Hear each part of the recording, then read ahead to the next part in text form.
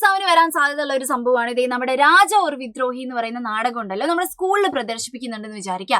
അതിന് വേണ്ടിയിട്ട് എന്ത് ചെയ്യണം, നിങ്ങളോടൊരു പോസ്റ്റർ തയ്യാറാക്കാൻ വേണ്ടി പറയാന്ന് വിചാരിക്കുക. അപ്പൊ ആ പോസ്റ്റർ 4 മാർക്കാണ് നമുക്ക് വരാൻ പോകുന്നത്.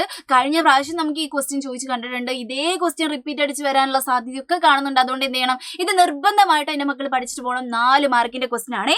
നോക്കാം, ആദ്യം നിങ്ങൾ ചക്ക വലുപ്പത്തിൽ എന്ത് നാടകമാണോ അത് ഇതാണ്, രാജ ഓർ വിദ്രോഹി എന്ന് പറയുന്ന സാധനം വലുതാക്കി എഴുതി വെക്കുന്നു. എന്നിട്ട് എന്താ, വെറുതെ ഒരു രസത്തിന് ഏക് ദിൽചസ്പ് ഓർ സന്ദേശ് പൂർവക് നാടക് എന്ന് എഴുതി വെക്കുന്നു. ദിൽചസ്പ് മീൻസ് എന്താണ്, നല്ല ഇൻട്രസ്റ്റിംഗ് ആയിട്ടുള്ള, സന്ദേശ് പൂർവക് സന്ദേശം തരുന്ന ഒരു നാടകം എന്ന് പറഞ്ഞിട്ട് എഴുതി വെക്കുന്നു. ഇതാണ് നമ്മൾ ആദ്യത്തെ ഭാഗത്ത് എഴുതേണ്ടത്. അത് കഴിഞ്ഞിട്ട് നിങ്ങൾക്ക് ഇഷ്ടമുള്ള സംഭവം എഴുതി വെക്കാതെ ഒരു ഡേറ്റ് എഴുതി വെക്കുക, ഒരു ടൈം എഴുതി വെക്കുക, പിന്നെന്താണ് ഒരു സ്കൂളിന്റെ പേര്, ഏതെങ്കിലും ഒരു സ്ഥലത്തിന്റെ പേര് എഴുതി വെക്കുക. ഇത് അങ്ങനെ തന്നെ, ഇതെന്താണ് അതങ്ങനെ തന്നെ എഴുതാം, അല്ലെങ്കിൽ നിങ്ങൾക്ക് ഇഷ്ടമുള്ള പോലെ എഴുതി വെക്കുക.